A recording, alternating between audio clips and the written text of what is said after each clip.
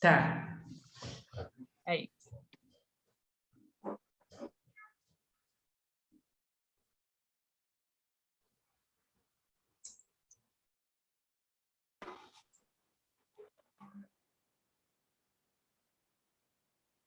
Acho que a Ana caiu da ligação, ela deve voltar daqui a pouquinho. Tomara que não aconteça nenhum desses contratempos, né, Laura? Nossa Senhora, não, vai dar tudo certo. Não é? Não, vai dar tudo certinho. Aí, ela já pediu para entrar de novo.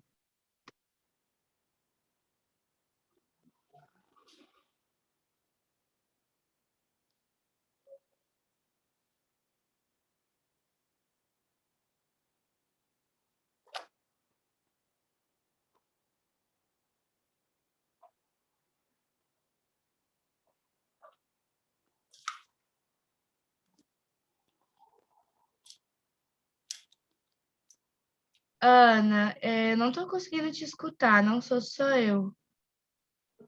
Eu também não estou escutando a Ana, não. Nem eu. Ela está falando, mas não estou escutando. Ana, vou mandar mensagem para ela.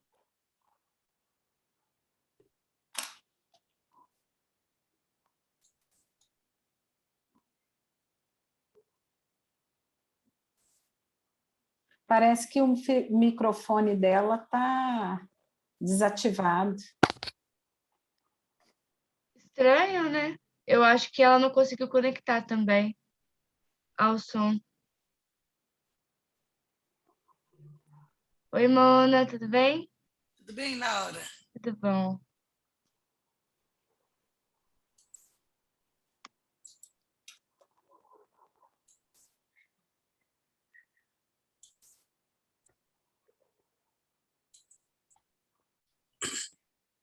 Ana, agora acho que vai. Aí, Isso, foi. certinho? Ok. Boa noite a todos. Vamos dar início aqui, já com algumas pessoas na sala, para nós aproveitarmos o nosso tempo.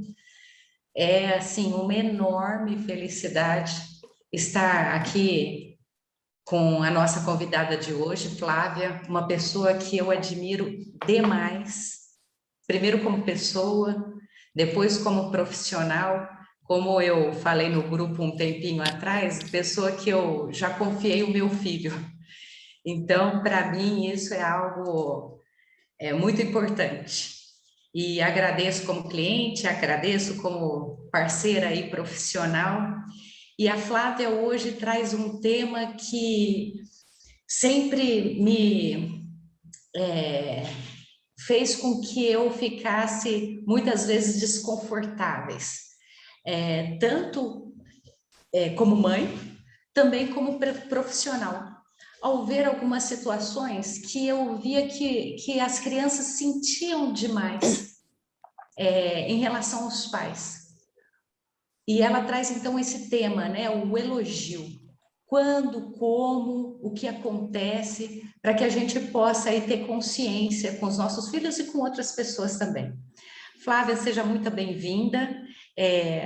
A Flávia tem uma formação imensa, psicóloga, psicopedagoga, mestre já, né, Flávia? Quer falar mais um pouquinho? Ô, Ana, antes de tudo, obrigada, viu, minha querida, pelo convite. Eu falo que eu conheci o Espaço Aprendizagem quando ele era um sonho, né? E para mim é uma alegria enorme ver ele concretizado e um privilégio poder estar participando desse espaço com vocês. Então, parabéns, viu, minha querida? Porque eu sei que tem muito esforço, tem muita luta nesse processo todo de construção desse espaço. É isso não é? aí. Obrigada por ter lembrado. Verdade, é gostoso trazer essa consciência, né? Não é uma delícia. E nós vamos conversar hoje sobre elogio, né, Ana? E você me falou para eu me apresentar. Eu acho que a melhor coisa que eu tenho para dizer, né, além de ser pedagoga, psicóloga, ter mestrado, especializações, é que eu sou mãe de 2 filhos, aprendiz até hoje, né? E todo mundo às vezes pensa, mas ela é psicóloga, a Ana é psicopedagoga, elas tiram de letra. Só que quando nós estamos envolvidos emocionalmente, as coisas são bem diferentes, né? E nós precisamos umas das outras. A Ana também já ajudou meu filho, né? Então é uma profissional que eu confio muito e pela qual eu tenho uma profunda gratidão. E é bom ter parceiros nessa jornada de educar os filhos, né? Isso para a gente é essencial, a gente precisa dessa rede de apoio. E eu acho que o espaço aprendizagem é justamente, faz parte dessa rede de apoio para muitos pais, isso é muito bonito e importante. Então, vamos entrar no tema, né, Ana? E eu queria até sugerir para as pessoas, quem quiser pegar um papel, uma caneta, eu gosto muito de falar andando, aqui não dá para andar, e lá vou eu escrevendo também aqui, fazendo as minhas anotações. E eu queria começar com uma pergunta. Por que nós elogiamos os nossos filhos? O que eu pretendo garantir e assegurar ao meu filho quando eu elogio? Provavelmente, muitos de vocês vão dizer, é para motivar, para ele se sentir importante, valorizado, amado, encorajado, é para que ele tenha uma autoestima saudável, enfim. Todos esses objetivos, eles são legítimos, eles são importantes e eles são extremamente pertinentes. Mas aí é interessante, primeiro, a gente entender o que é a autoestima. Então, a autoestima, ela vai dizer de uma percepção e avaliação subjetiva. O que eu, sujeito, né, percebo a meu próprio respeito? Que crenças que eu vou construindo a meu respeito? Então, a primeira coisa que a gente tem que entender é que a autoestima não é dada. Eu não posso transferir para o meu filho a autoestima. A autoestima é fruto de um movimento intrínseco, subjetivo. Então, ela é construída e ela é conquistada.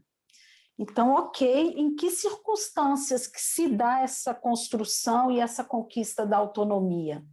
É quando o sujeito está diante de problemas que podem ser resolvidos e quando ele tem a oportunidade de aprender a partir dos próprios erros, a partir dos próprios equívocos.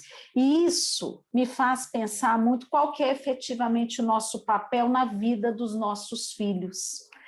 Porque o meu papel não é poupar da vida, evitar que ele sofra, evitar que ele tenha que lidar com frustrações, com tristeza, com medos e apreensões. E a nossa tendência é querer poupar, é querer proteger em demasia. Só que quando eu faço isso, na verdade, eu acabo fragilizando meu filho, porque eu privo ele de oportunidades que são essenciais para que ele possa desenvolver o senso de autoeficácia, o senso a consciência de que ele é capaz, de que ele é competente. Isso só se dá na experiência da vida. E aí uma das coisas que nos ajuda muito é encorajá-los para a vida. E entendendo o que é o fluxo da vida, o que é a vida. Eu gosto muito de dizer para os meus adolescentes que a vida é igual ao eletrocardiograma, tem altos e baixos.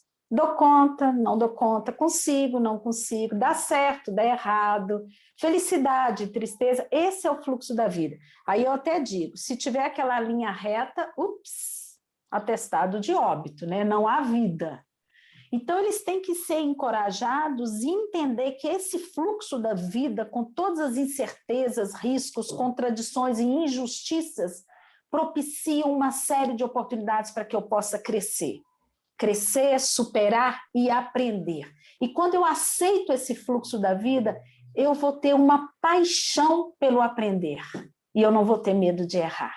O que eu quero é crescer. E eu vou entender que os erros, as frustrações, ok, fazem parte da minha vida. Então, o nosso grande papel na vida dos filhos é de apoiar, de encorajar. Não somos e não podemos ser os patrocinadores da felicidade imediata, do bem-estar. Isso vai ter que ser uma conquista. E uma outra questão que eu gosto de trabalhar com eles, eu até digo para eles, basta ter alegria. Aí eles falam comigo, alegria? Flávia, eu vou errar, vou ficar alegre? Eu vou ter uma dificuldade de lidar com uma frustração, vou ficar alegre? Falei, olha, depende do que você entende por alegria. O que é alegria? Alegria é energia e disposição para driblar as dores, para recomeçar, para ajustar as estratégias e tentar de novo. Então, é possível experimentar essa energia, essa disposição diante da vida? Seguramente. E aí nós vamos entender como que o elogio pode levar para o enfrentamento, pode levar para que o sujeito tenha abertura para as oportunidades e experiências que aparecem na vida. Então, aceitar essa vida imprevisível, imperfeita, isso é fundamental. Uma outra coisa que nos ajuda muito é entender que os nossos filhos, quando nasce aquele filho amado, nasceu ali um ser imperfeito, falível, vulnerável. E quando eu aceito que meu filho é imperfeito e aceito que eu estou ali como aprendiz e que meu filho também é um aprendiz, isso traz uma leveza enorme para as nossas vidas. Isso nos faz ancorar na realidade e aceitar o nosso filho como ele é, com os limites, com as potencialidades e como um ser imperfeito. E aí a gente se despe de muita culpa. E a gente consegue viver mais o momento presente, porque não é à toa que o Brasil é número 1 em ansiedade, né? E como que nós, mães, educamos com muito medo e com muita preocupação em relação ao futuro. Nós fazemos escolhas para o presente pensando no futuro. Não, ele tem que estudar inglês porque amanhã, ele tem que fazer natação porque um dia... E a gente esquece de perguntar o que é preciso nesse momento presente, que é o único momento que existe, o único momento que a vida e a relação com meu filho acontece é no aqui e agora. E eu preciso estar inteira naquele momento e olhando para a criança, para o adolescente ali e aceitá-lo como ele é. Agora é uma aceitação construtiva, não é uma aceitação passiva. Ok, nasceu assim... E vai ser sempre assim, não. É uma aceitação de compromisso, é a aceitação daquele que encoraja e que leva para os enfrentamentos necessários. Bom, sim. Então, eu ter compromisso com a construção de uma autoestima saudável é extremamente importante. Aí vamos pensar o que vai caracterizar uma criança, então, que tem uma autoestima saudável, de uma criança que apresenta uma baixa autoestima. Até para a gente ver aí, situar quem que é nosso filho e como ajudá-lo. Então, Flávia, uma das características... Oi, amor. Só deixa eu fazer uma pequena retrospectiva para algumas pessoas que entraram agora, tá? A Flávia, ela falou algo muito interessante sobre a oportunidade de lidar com o erro e como que isso é interessante. O adolescente e a criança, ele aproveitar tanto os acertos como o erro e perceber que a vida é um alto e baixo, que eu achei isso interessante, né? Essa analogia foi bem interessante. Ela falou, quem mais que pode contribuir com algo que a Flávia também falou, que está trazendo tanta informação tão interessante? Porque, na verdade, eu vou resumir aqui. Primeiro é aceitar esse fluxo da vida que é igual ao eletrocardiograma, com altos e baixos. Dá certo, dá errado, esqueço, lembro. Outro que meu filho é imperfeito, falível e vulnerável. Então, olhar para essa criança e acolhê-la e aceitá-la como ela é. E é uma aceitação construtiva. E entender que ele é um aprendiz. E que eu sou um encorajador, aquele que apoia esse aprendiz ao longo dessa vida que é falível, vulnerável, às vezes traz contradições e injustiças. E ok. Nós não precisamos brigar com essa realidade. Então, e aí agora eu queria entrar nessa questão, o que é uma autoestima saudável e o que é aquele sujeito com uma baixa autoestima? Então, uma característica que a gente vai ver na pessoa que tem uma autoestima saudável é o processo de autoaceitação. Ela se aceita como ela é, e como ela é, imperfeita. Então, ela tem sim consciência das potencialidades, das limitações dela, convive bem com isso, aceita, mas ela tem uma autoimagem positiva e realista. Porque mentes que idealizam muito, e vivem aquilo que eu gostaria de ser, acabam se tratando com muita inimizade, não aceitam quem são. Isso é fonte de muito sofrimento. Então, o autoconhecimento, ele gera autoaceitação, e se eu me aceito, eu me vejo diante da possibilidade do autoamor. né? Isso é extremamente importante. O sujeito com uma autoestima saudável, ele tem abertura para novas experiências. Ele percebe que ele é alguém capaz de tentar e aprender coisas novas. E ele tem essa ânsia por crescer, por aprender. Ele tem uma paixão pelo aprender. E ele tem orgulho dele. Orgulho de tentar, orgulho por recomeçar, orgulho por ver que pode aprender algo novo. E ele não se assusta diante de tarefas e emoções que são para ele desafiadoras. Ele lida bem com esses desafios, tendo energia e disposição para lidar com frustrações e insucessos. E é muito interessante que a pessoa com uma autoestima saudável, se ela experimenta o fracasso, ela vai dizer, eu fracassei, não deu certo. Quem tem uma baixa autoestima vai dizer, eu sou um fracassado. A pessoa com uma boa autoestima, ela consegue separar o fato dela. Então, eu fracassei, mas eu me preservo, eu preservo o meu valor como indivíduo. Né? Isso é muito bacana. Agora, vamos ver um pouquinho dessa pessoa com baixa autoestima. Na maioria das atividades, situações da vida, ela se sente incompetente, elas costumam ser muito duras consigo mesmas, muito exigentes, muito punitivas, com muitas cobranças, com expectativas muito altas e às vezes muito irrealistas, se comparam muito. E eu falo que a comparação é a coisa mais cruel que nós fazemos, seja com o outro ou comigo mesma. Porque quando eu me comparo com o outro, é sempre para diminuir. Como que isso vai me encorajar? Como que isso vai representar um apoio? Então, eu devo evitar me comparar com o outro e eu devo evitar aquelas comparações que às vezes a gente tem uma tendência a fazer, né? Com o colega, com o irmão. Isso, de fato, não soma, isso é algo danoso. Mas quem tem baixa autoestima se concentra muito naquelas que são as características, as qualidades e as experiências negativas. É como se ela colocasse uma lupa naquilo que deu errado, naquela qualidade negativa, e aquilo ganha uma proporção tão grande que vai encobrir todo o resto. É aquela mesma situação que uma vez eu e a Ana Paula conversamos quando chega a prova. Meu filho me traz a prova e eu vou lá direto nos erros, no que ele não deu conta, no que ele não conseguiu, e eu desconsidero tudo aquilo que ele teve capacidade de realizar, que ele foi competente e que ele aprendeu.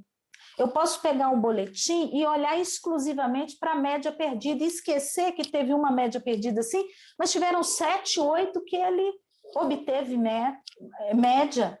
Então, existe ali um sujeito que teve um percurso de esforço, de compromisso. Tem competência ali, mas o meu olhar pode apenas buscar o negativo, o que não deu certo. Só que quando eu, adulto, tenho esse olhar que busca o negativo, eu que sou modelo e referência para a criança, eu estou ensinando para ela o que é que ela vai buscar, o que é que ela deve valorizar. Né? E por isso que a gente fala tanto que o exemplo educa.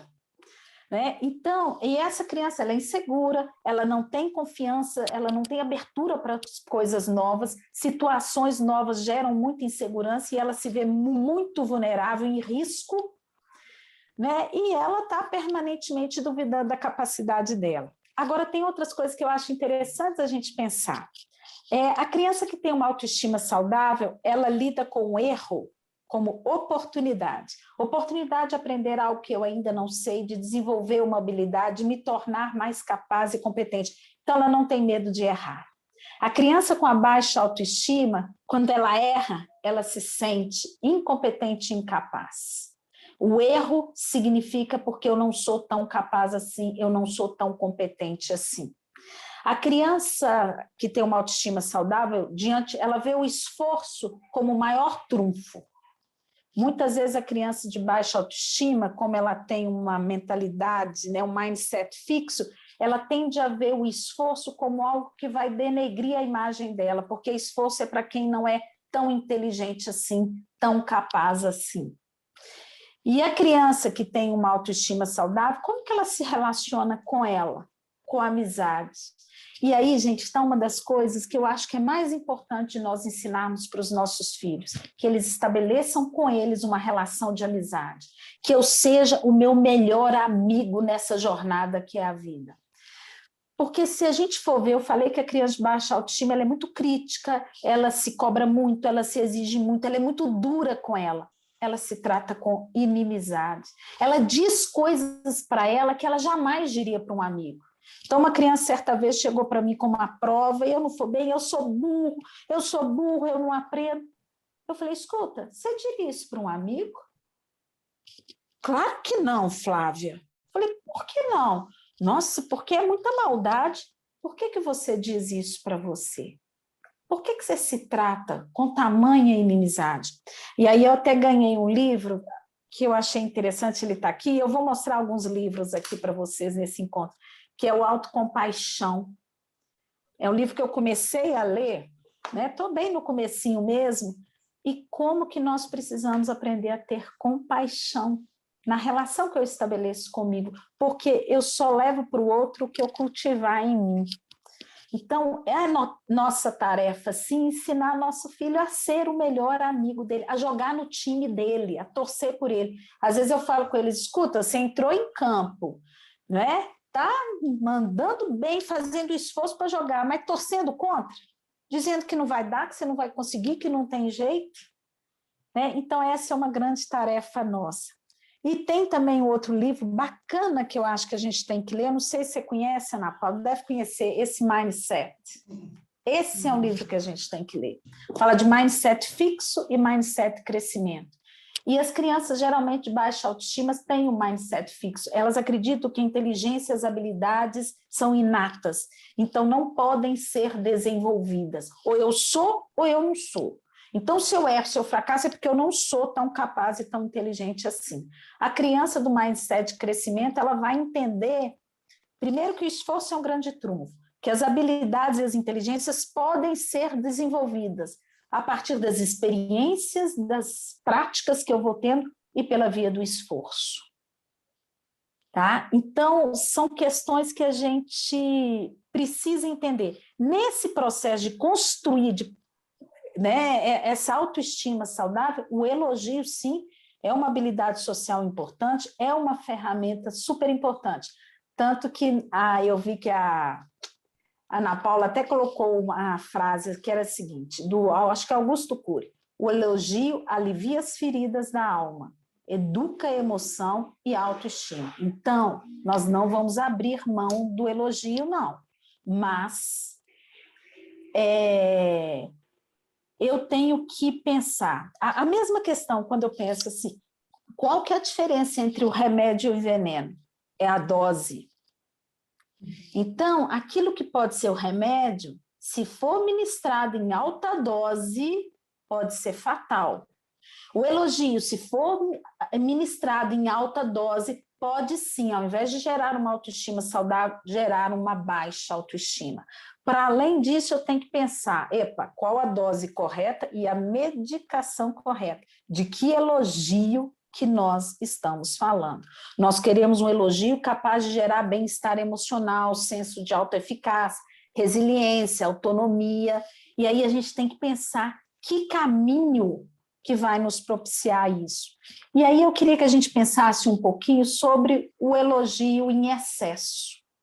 Porque vocês já notaram, né? E eu fico muito à vontade para falar isso porque eu sou mãe também, a gente fala demais, não é? A gente fala demais. E para além disso, a gente tem a mania de, às vezes, achar que qualquer coisinha que o menino fez, a gente tem que valorizar, tem que enaltecer, tem que elogiar, tem que colocar em destaque. E o que acaba acontecendo? Nós banalizamos a nossa fala. Falamos demais e desvalorizamos a nossa fala. A gente fala tanto que vocês já devem ter vivido essa situação. Às vezes você começa a falar uma coisa, o seu filho já completa a sua frase. Ele já sabe o que você vai falar, porque ele está cansado de ouvir aquilo e aquela fala não surte mais efeito. Então, tem situações, minha filha ajudou a pôr a mesa, Ok. Às vezes eu não preciso, nossa, mas você é um anjo, a mamãe te adora, muito obrigada, você me ajudou demais, ô menina obediente, menina boazinha. Às vezes, aquela é a hora só de eu dizer muito obrigada, minha filha. E aí eu também vou trabalhando com ela o sentimento de pertença, que ela também é responsável pelo bem-estar familiar, que ela também contribui para o bem-estar da família. Uma outra questão importante em relação ao elogio, quando ele acontece, o elogio ele sempre costuma vir de um lugar de julgamento e avaliação.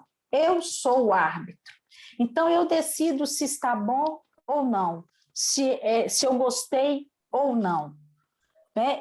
Então, aí o que está em jogo é o que eu quero, eu, pai, o que eu penso. E eu que vou definir o padrão, né? Que padrão que essa criança vai ter como referência. E é muito curioso, porque às vezes a criança faz alguma coisa, ela olha imediatamente para mim para saber se eu aprovei ou não. E aí ela perde a capacidade de autoavaliação, dela dizer para ela mesma, ó, mandei bem. Né? E aí eu quero contar para vocês um exemplo que vai nos ajudar a entender os prejuízos do elogio em excesso. É uma aluna sempre dedicada, responsável, com excelente rendimento, e o professor distribuiu as provas, essa menina tirou total, mas o professor simplesmente entregou a prova. Ela entra no carro, a mãe dela vê que ela está meio triste, meio emburrada. Minha filha, o que aconteceu? O professor entregou a prova. Ah, ei, como que você foi? Tirei total. Ué, mas você não está feliz? Que bom, que maravilha, parabéns, você tirou total. Mãe, mas ele não falou nada. Eu fui o único total da sala e ele só me entregou a prova, não falou nada. E a mãe falou, mas não é possível. Ligou para a coordenação e falou assim, olha, assim fica muito difícil, porque a menina esforça, a menina tira total, foi o único total da sala, e vocês não valorizaram, vocês não deram feedback para ela, vocês não elogiaram. A mãe estava cobrando que a escola elogiasse. No dia seguinte, lá foi o professor, elogiou, parabenizou, explicou para ela, olha, eu entreguei a prova final de aula, né? Enfim, mas eu sei que você é ótima aluna. A menina entra no carro de novo e a mãe, e aí? Não, o professor elogiou, né? Mas só porque você falou, enfim. O que a gente observa nesse caso? Como que essa menina está dependente do elogio, do reconhecimento, da valorização do outro. E aí a gente entra num ciclo de dependência da aprovação do outro. E geralmente o que acontece? A criança e o adolescente, sim, todos nós queremos ser aceitos, queremos ser valorizados, queremos nos sentir importantes. E aí eu percebo que para eu ser valorizado e considerado importante, eu tenho que agradar o outro. Se o outro ficar feliz, ele vai me aprovar e aí eu me sinto amado. E aí eu entro nesse ciclo de dependência. Né? E que dependência do outro, da aprovação e da valorização do outro. E geralmente esses elogios, eles vão criando aquilo que eu falei, que é um padrão fixo de referência, é um rótulo. Você é inteligente, você é obediente, você é muito educada. Vocês percebem como esse elogio ele é estático? Ele é algo ali fixo, engessado? E o que a criança quer fazer? A criança ela quer corresponder àquele padrão. Qualquer situação vai ser situação para ela provar que ela é, sim, inteligente, é, sim, educada, é, sim, boazinha, sem flexibilidade, uma rigidez muito grande, sem a possibilidade dos erros, dos acertos, porque ou ela é ou ela não é. E cada situação vai se tornando tensa, porque cada situação é uma situação para eu provar a minha capacidade, o meu potencial. E aí e eu entro, e essa criança ela fica ali numa zona de segurança, que a gente às vezes fala zona de conforto, que necessariamente não é confortável. Por quê? Dentro daquela zona de segurança, de conforto, ali ela tem certeza que ela não corre riscos. Ali ela tem certeza de que ela vai conseguir corresponder aquela expectativa, aquela exigência, vai agradar, vai ser aprovada, né? E isso a abastece. Eu lembro muito de um caso que a gente teve na escola, que a mãe chegou era início de ano letivo, o filho novato, e ela dizendo, porque ele é ótimo aluno, aliás, é o melhor aluno da sala, e eu lembro que ela riu e falou assim, olha, para ser muito sincera, o melhor aluno da escola. E o filho lá, do lado, bem com o ego inflado, né? E cheio de autoconfiança. E eu pensando, meu Deus, isso não vai dar certo, né? E eu explicando, olha, mas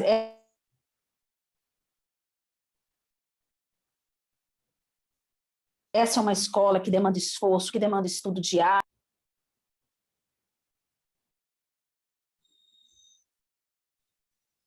Tão inteligente, ele nem precisa esforçar muito. E esse menino adquiriu a crença de que só o esforço dele levaria ao sucesso. Ele é tão inteligente, então sem muito esforço ele ia brilhar e ele estava ali para ser o quê? Provavelmente o melhor aluno da escola. O que acontece? Nas primeiras provas ele perde média. E ele veio chorando para mim, dizendo assim, Flávia, mas eu sou inteligente, eu sou inteligente. E ele insistia, chorando, angustiado. Por quê?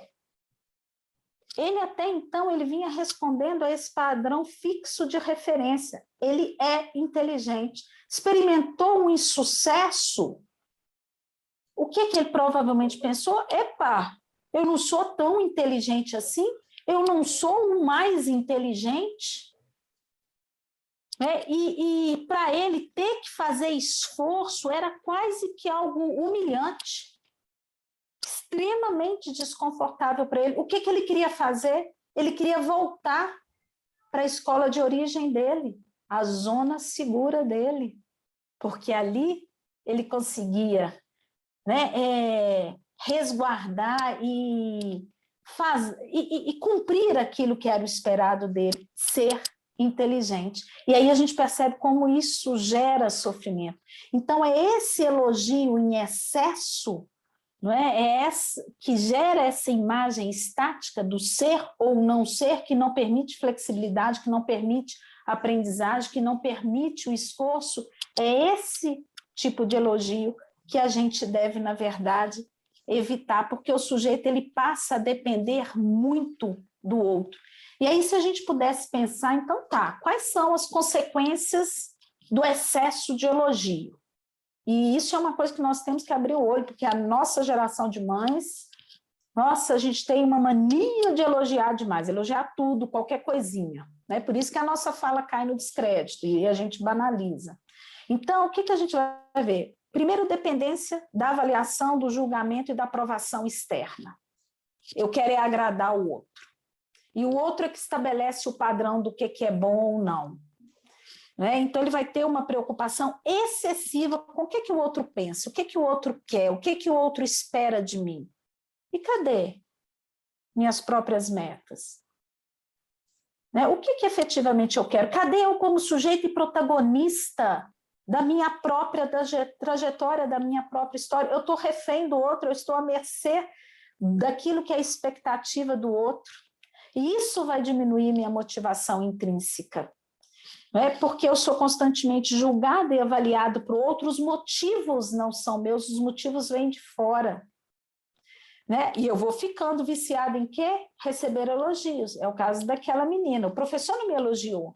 E olha, gente, quantas vezes a gente vai, né, atrás da escola para elogiar o filho da gente, da avó para elogiar, o professor de natação elogiar. Né? A gente vai criando assim aquele arsenal de pessoas para enaltecer e elogiar. Estamos gerando autoestima? Não. A palavra vício é uma palavra forte, né? Mas eles vão ficando, sim, viciados, né, no elogio. Ficam inseguros, vão evitar arriscar, vão evitar situações novas, vão ter pouca abertura para novas experiências. Portanto, eles vão sendo privados de oportunidades que geram aprendizagem, crescem menos, superam menos. Eu lembro muito de um aluno que nós tínhamos, que ele era muito competente, dos melhores rendimentos na escola. E era sempre chamado para participar da Olimpíada de Química. A Olimpíada de Química do ensino médio ela tem uma característica que os alunos são selecionados pela escola. São 7, 10 alunos que são selecionados. Então, eles vão representando a escola. Esse menino, no dia da prova, ele não comparecia. Qual que é a hipótese que a gente levanta? Ele morria de medo de se arriscar.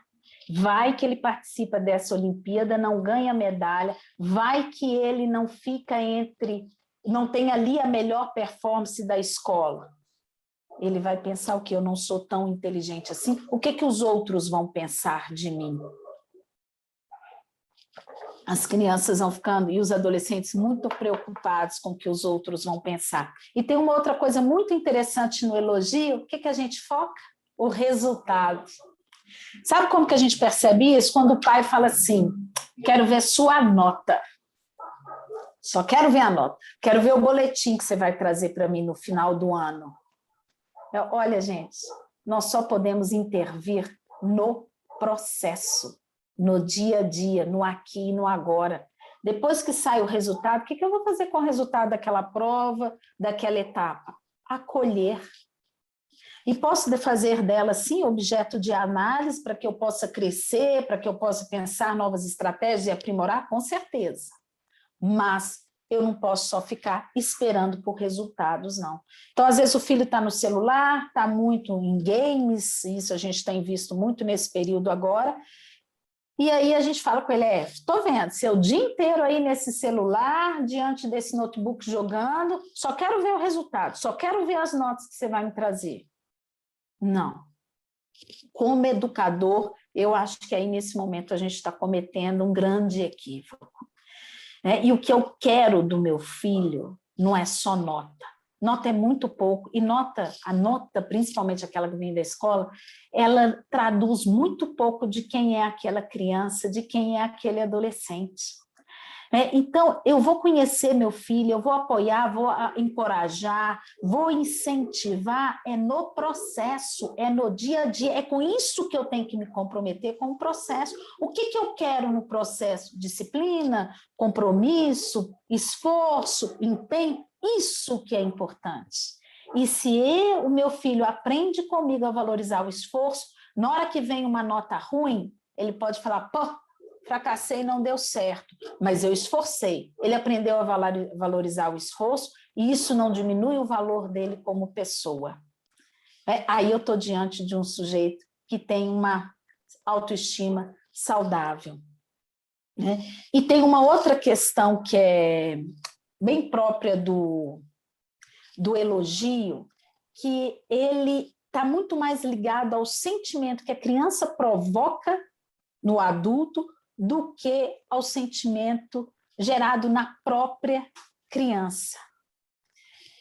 Então, é importante também que a gente dê espaço para essa criança falar como que ela se sentiu, o que ela está sentindo, porque só eu que falo. Nossa, eu estou feliz demais, fiquei muito orgulhosa de você. Eu falo dos meus sentimentos. E a criança fica alienada, distante daquilo que é a própria realidade dela, do que é o próprio sentimento que ela está experimentando naquele momento. E aí vocês já devem estar se perguntando, nossa senhora, então, como elogiar, né?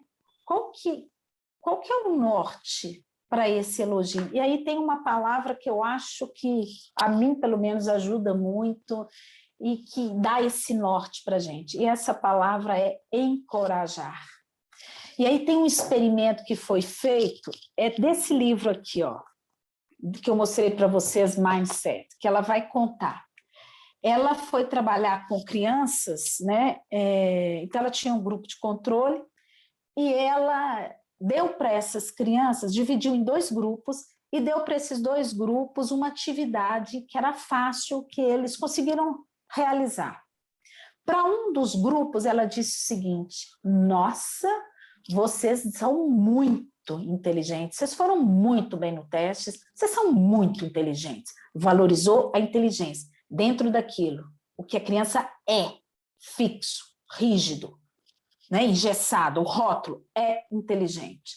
Para as outras crianças, ela diz o seguinte: nossa, como gostei de ver o esforço de vocês. Vocês esforçaram muito para fazer essa atividade. Então, o que ela valorizou? O processo, um processo de esforço. Ela pôs em evidência o esforço. Em seguida, ela ofereceu para as crianças, elas poderiam escolher entre duas atividades. Uma atividade semelhante à primeira e uma outra atividade que era mais difícil e mais desafiadora. Aquele primeiro grupo que foi dito para as crianças: nossa, você é inteligente, qual atividade elas escolheram?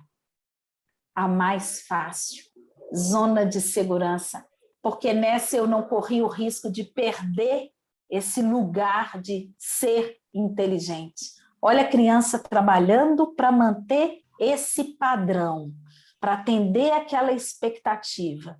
Né? E para as crianças que foi elogiado o esforço, elas escolheram a atividade mais difícil, mais desafiadora.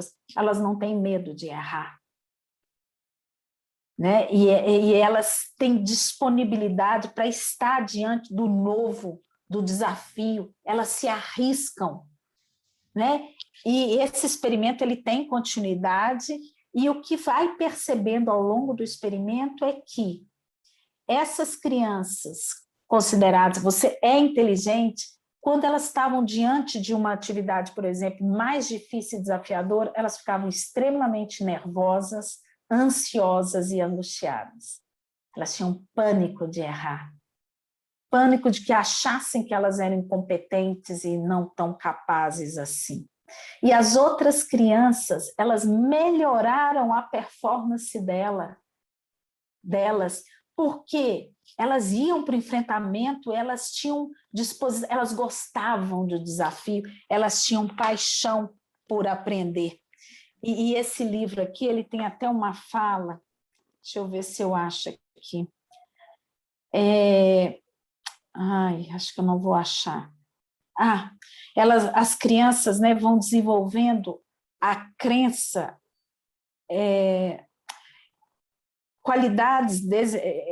desenvolver as qualidades desejadas cria uma paixão pelo aprender, um desejo genuíno de aprender, uma disposição para o desafio e essa crença de que elas são capazes por meio do esforço próprio.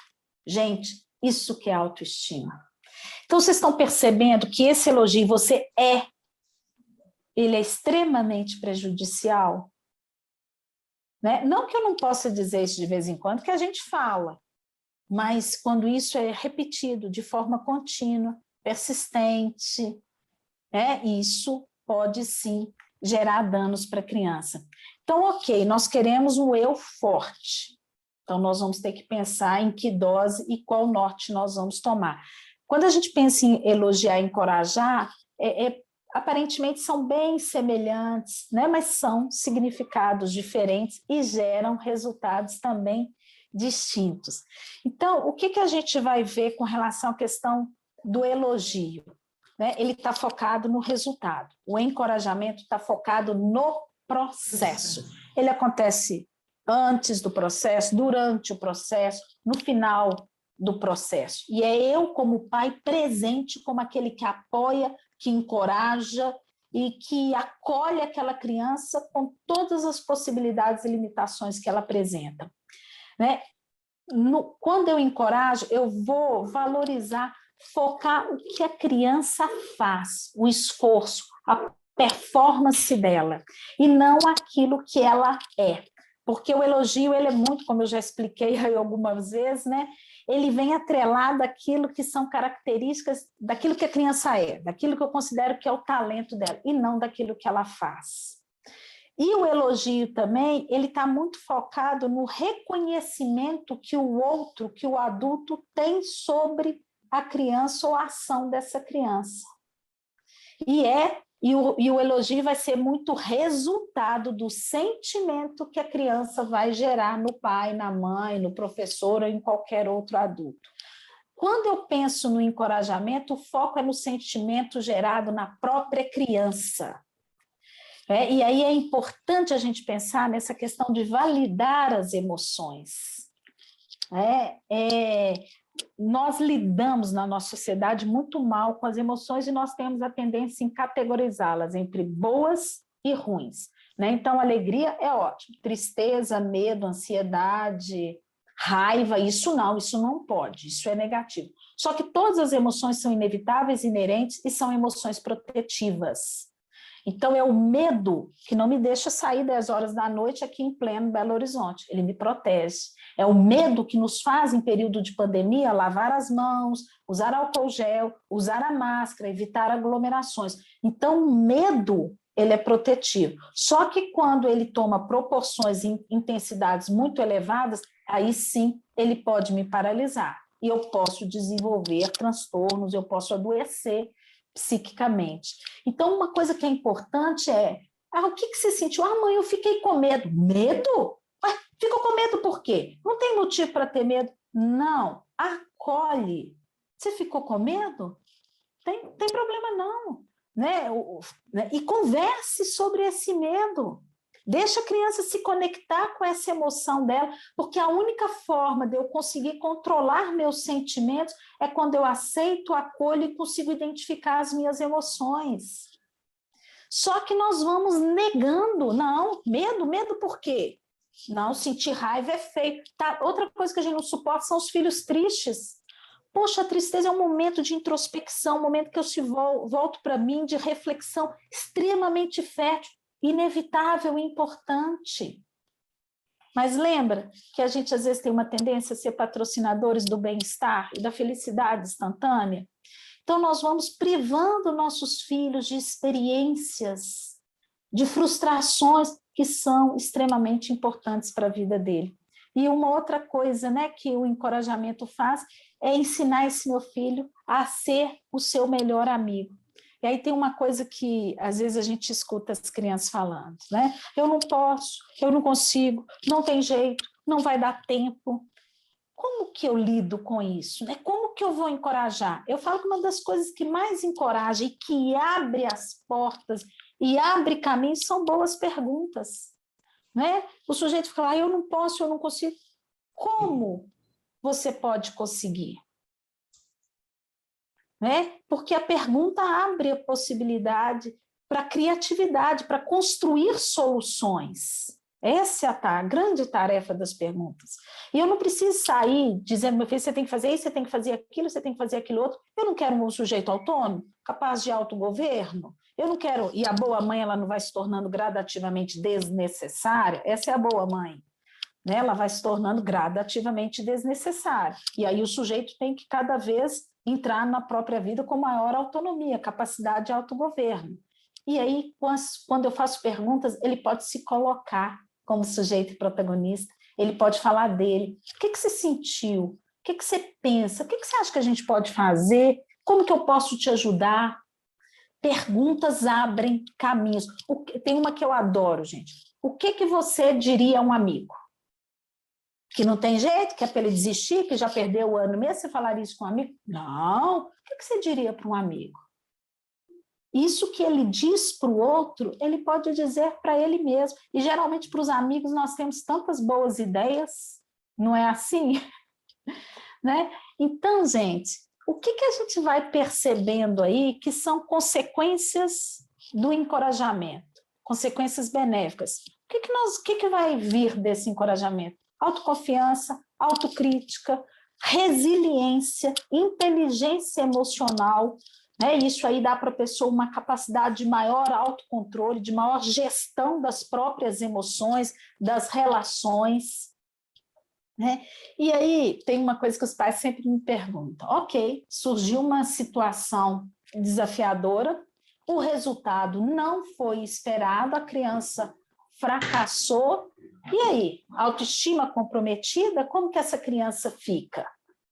Porque a gente morre de medo, né? Que elas experimentem frustrações e insucesso.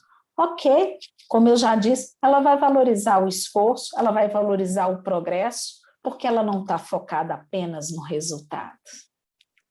E ela vai ter autoconfiança de saber que se ela persistir, Se ela buscar ajuda adequada, se ela esforçar mais e na direção correta, uma hora vai dar certo.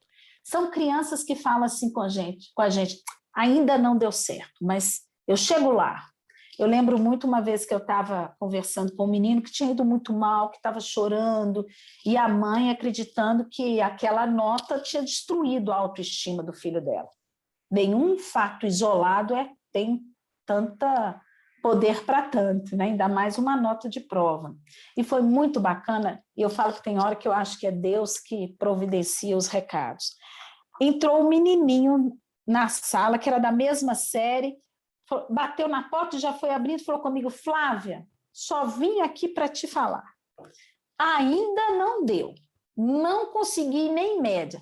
Flávia, mas o professor falou que vai me ajudar e depois eu volto aqui e a gente vai encontrar um caminho melhor, mas uma hora vai dar certo. Ele estava ali cheio de esperança, de autoconfiança. Ali tinha um menino que, embora tivesse perdido média, tinha uma autoestima saudável, acreditava no potencial dele e já tinha entendido que, com esforço, uma hora eu chego lá. Ainda não cheguei, mas uma hora eu chego lá. Né? Então, assim, como que é importante para todos nós ir por esse viés, por esse caminho do encorajamento. Ana Paula, eu estou preocupada com o horário aqui, né? Agora que eu vi. Não, exatamente. E ótimo que você falando está tão interessante, e eu fico aqui pensando, Flávio, nós estamos finalizando mesmo. E eu fico aqui pensando como é rico, né, escutar uma pessoa que tem tantos exemplos, porque a fala é tão viva, né, tão cheia de significado, e interessante como vai colocando esse conhecimento em prática. E outra coisa que eu fiquei pensando também é que geralmente quando eu escuto essas coisas, eu me sinto mais forte, né, e mais consciente para ir aplicando pouco a pouco, aplicando pouco a pouco, aplicando pouco a pouco. E você trouxe, fundamentou, deu exemplos. Se de repente alguém quisesse fazer alguma pergunta, seria assim um momento interessante, trazer alguma dúvida. O que você acha, Flávia? Pode ser? Pai, estou aqui à disposição. Alguém teria alguma vontade de colocar alguma situação, algum exemplo?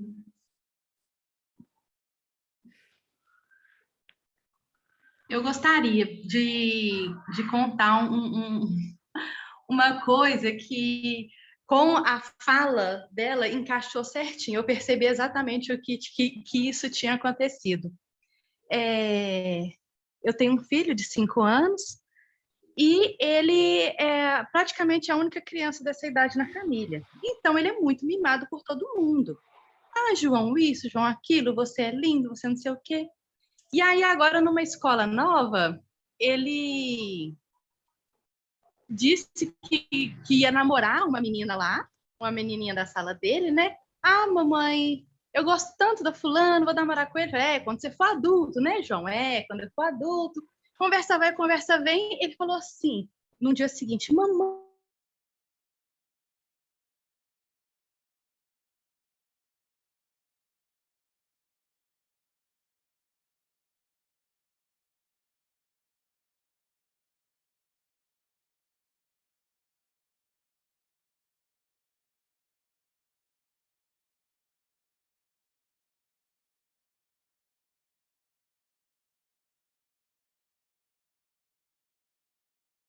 Porque a gente acha que esse elogio em excesso, ele vai gerar autoestima e meu filho vai ficar...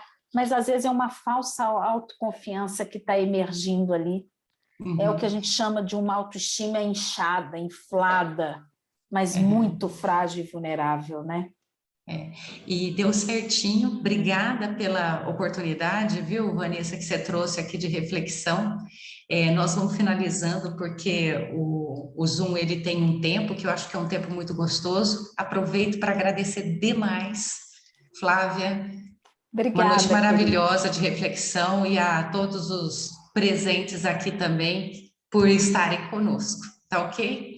Grande abraço então para vocês. Obrigada, Flávia.